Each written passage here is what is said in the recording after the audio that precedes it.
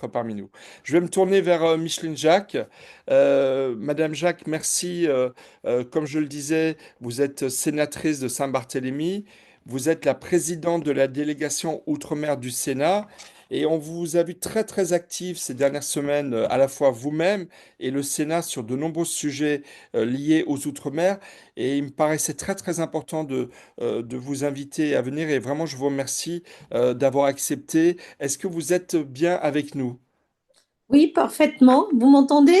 Absolument, on vous entend et on vous voit.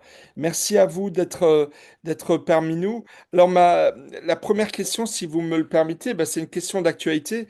Vous avez présidé aujourd'hui la commission mixte paritaire d'adoption, j'espère définitive, de la loi d'urgence concernant Mayotte, nos amis de Mayotte avec lesquels il nous faut manifester toute notre solidarité. Alors, vous allez nous dire quels sont les résultats, s'il y en a, de cette commission mixte paritaire. Mais j'avais une question plus précise.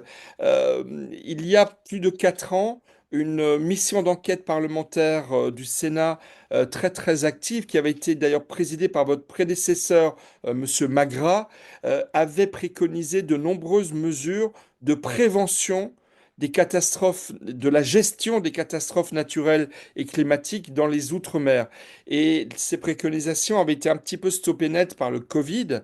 Et je voulais vous demander si la deuxième loi Mayotte, qui va arriver très rapidement, qui va concerner la reconstruction de Mayotte, est-ce qu'il ne faudrait pas que ce soit une loi pour la prévention également de la gestion de ces catastrophes naturelles pour tous les Outre-mer, et peut-être pas finalement que pour Mayotte?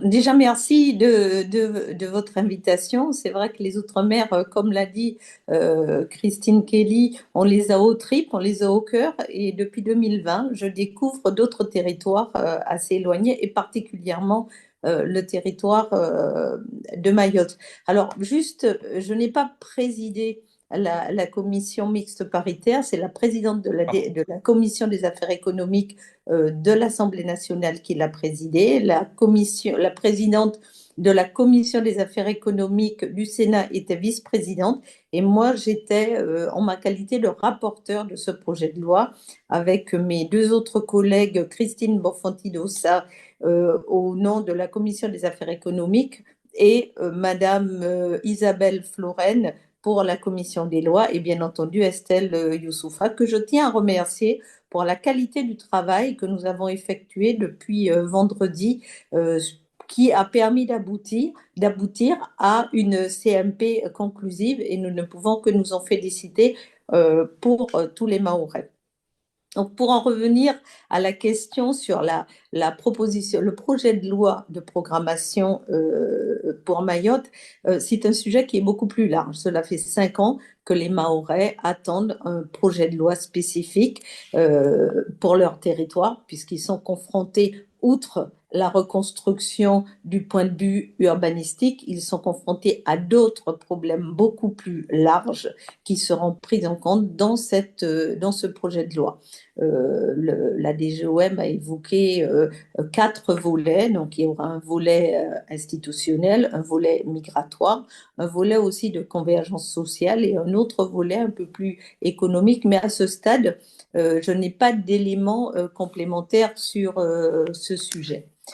Parallèlement, comme vous l'avez dit, la délégation aux Outre-mer a réalisé 2 rapports à la suite de l'ouragan Irma, puisque tous les territoires ultramarins, on les appelle des sentinelles du réchauffement climatique, et certains d'entre eux cumulent plusieurs risques. Outre les risques cycloniques, vous avez aussi les risques sismiques, les risques de submersion et autres. Donc ce premier rapport porté sur la prévention des risques, la gestion des événements, et tandis que le second sur la partie reconstruction, l'indemnisation post-événement et la résilience des territoires sur le long terme.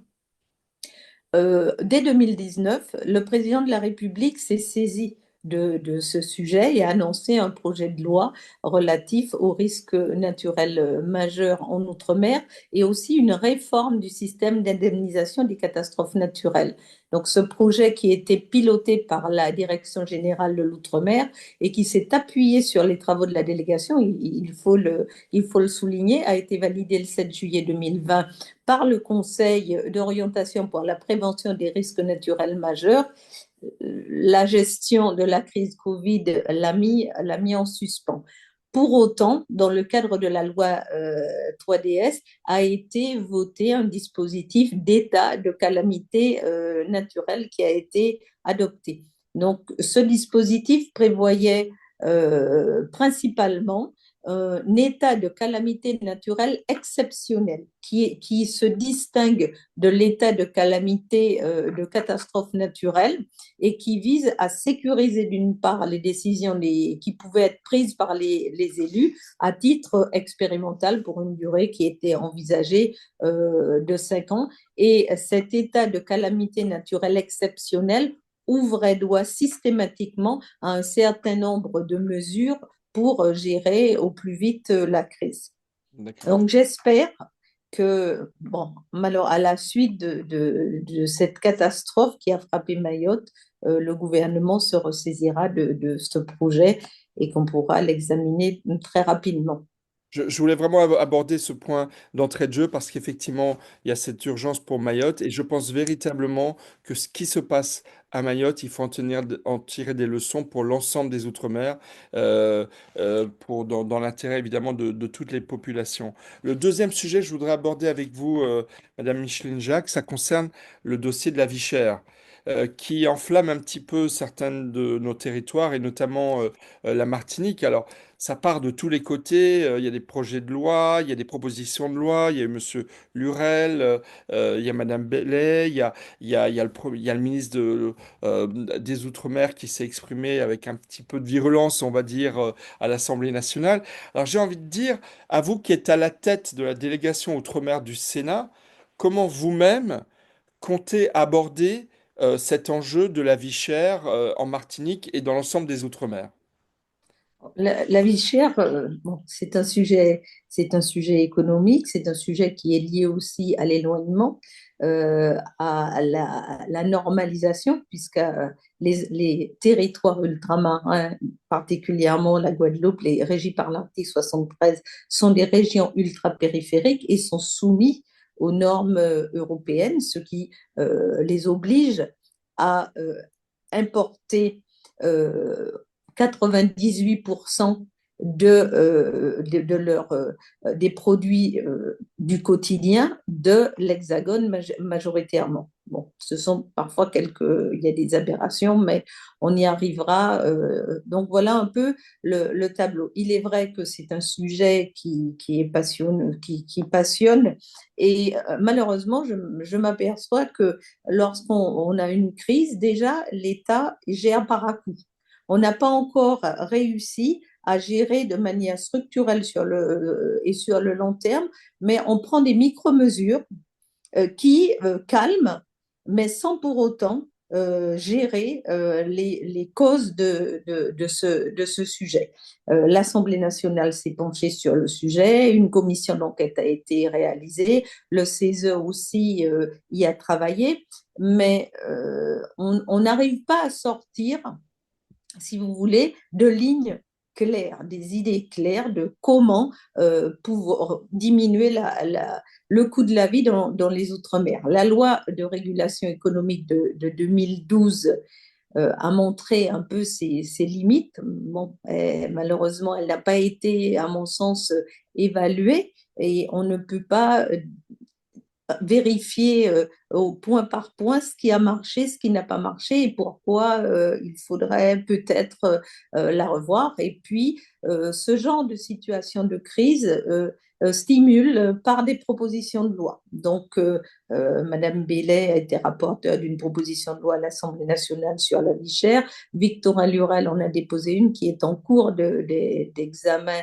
au Sénat. Parallèlement, ma collègue Audrey Bélim a déposé aussi une proposition de loi sur l'encadrement des loyers, bon, qui est qui n'est pas en lien direct, mais qui impacte aussi le pouvoir d'achat des ménages. Et on a un foisonnement. Et la délégation a déposé, bon, j'ai déposé au nom de la délégation, une proposition de loi d'adaptation du droit des Outre-mer qui a été une demande du président Larcher et qui s'est aussi reposée sur une des préconisations, de recommandations des travaux de la délégation sénatoriale aux Outre-mer. Donc, vous voyez qu'on a un foisonnement de propositions de loi. On part un peu dans tous Dans les tous les sens sens. et c'est quelque part dommage qu'on n'arrive pas à avoir une colonne vertébrale. Je pense que les Outre-mer doivent se traiter de manière transpartisane et qu'il faudra avoir une colonne vertébrale qui après sera bien évidemment, on va dire, retranscrite dans chaque territoire en fonction de ses caractéristiques et de ses réalités. Mhm. Parallèlement aussi, on a voulu chercher des causes. Alors, en 2021, c'était la CMA-CGM, c'était le coût du fret.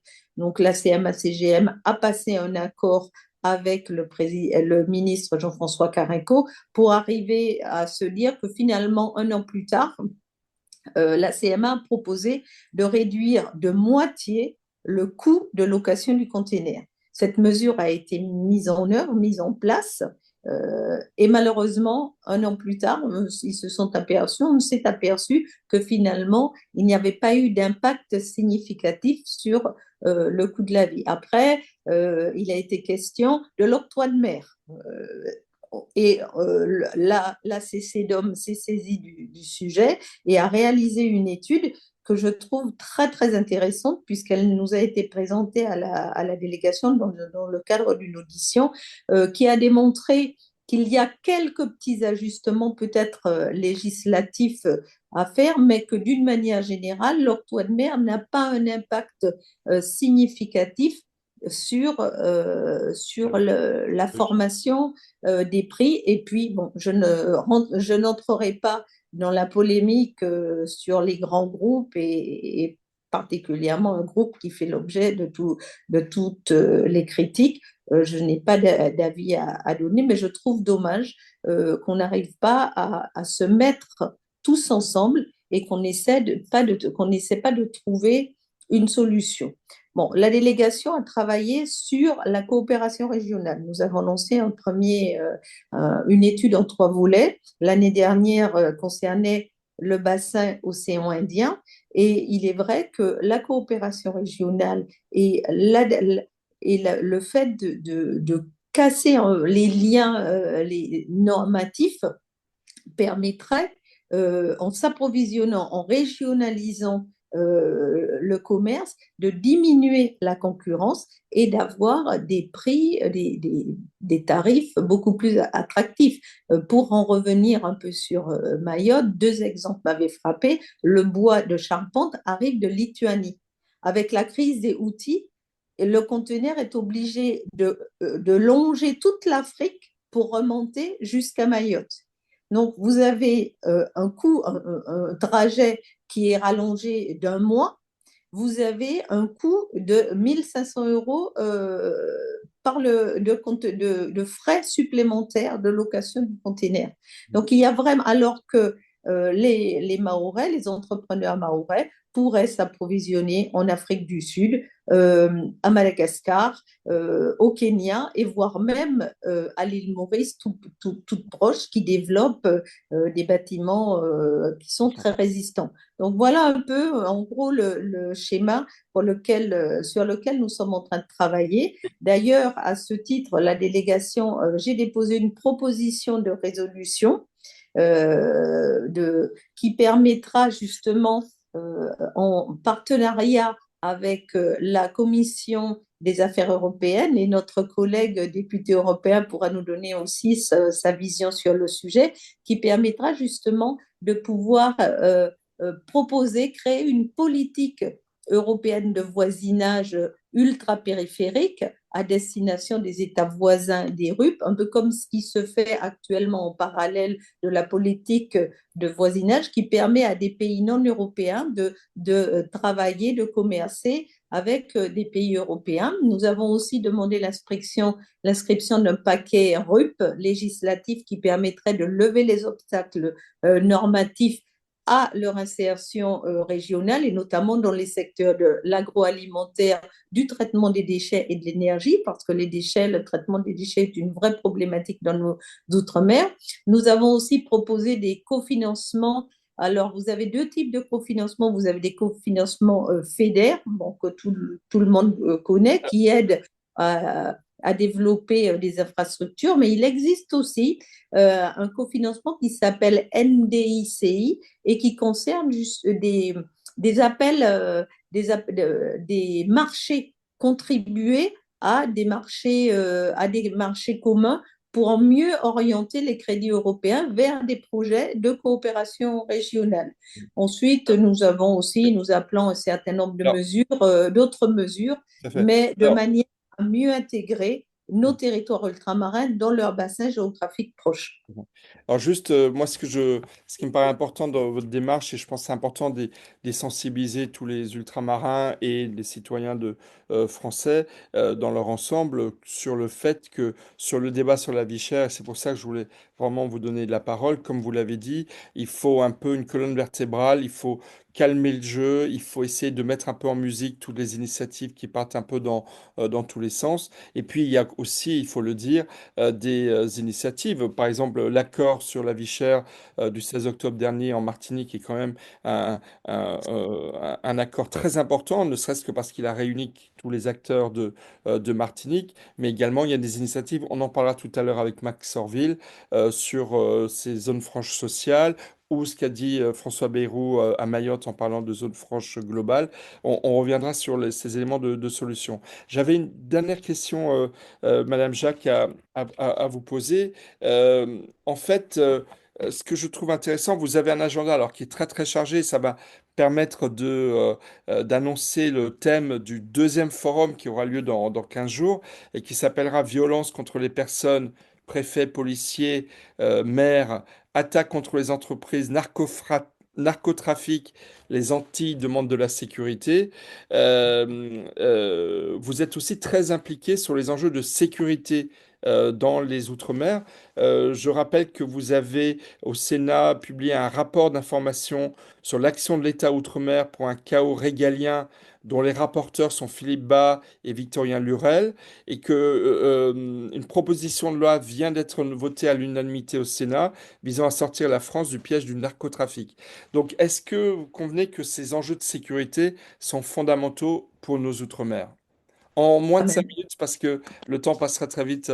Pardon, bien évidemment, ce sont des enjeux puisque les territoires sont confrontés à un niveau de violence inégalé.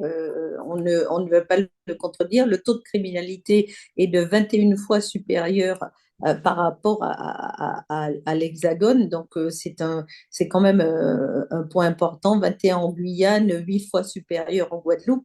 Donc, on ne peut plus continuer de cette manière. Et c'est la raison pour laquelle aussi la délégation a entrepris ce travail sur l'action de l'État de manière à mieux l'adapter aux réalités des territoires. Tout à l'heure, Christine Kelly, bon, je pourrais en parler des heures, mais Christine Kelly a dit des choses très intéressantes.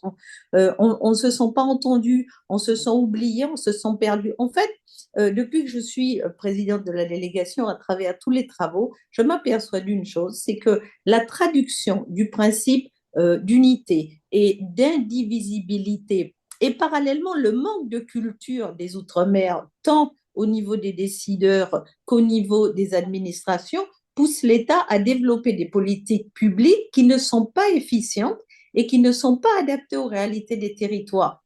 Et c'est tout ce mélange qui entraîne ce sentiment que ressentent les ultramarins. Donc il faut maintenant que de part et d'autre, accepter de voir les choses autrement que le choix entre la tutelle ou l'autonomie. Et on dépense, enfin je pense qu'on dépense très mal dans les Outre-mer. Si on arrivait à avoir des politiques efficientes Et on pourrait dépenser, je ne dis pas qu'il faille dépenser moins, mais qui est dépensé actuellement dans les Outre-mer pourrait servir à bon escient et permettre de meilleurs résultats que ce qu'on obtient actuellement. Bien sûr, bien sûr. Sur les enjeux de sécurité, un point dont on parlera dans 15 jours, c'est combien il est important, par exemple, dans la lutte contre le narcotrafic, de concentrer les efforts sur les Caraïbes, sur les Antilles, sur la Guyane, par où sont acheminées une très grande part du trafic de drogue qui inonde notre beau pays. Merci, Micheline Jacques, d'avoir accepté. Je ne sais pas si vous pourrez rester avec nous, mais il va y avoir Oui. plein de prises de position intéressantes qui vont arriver. À commencer par... donc merci encore Madame Jacques et j'espère qu'on vous reverra régulièrement dans ce forum bimensuel Opinion Outre-mer.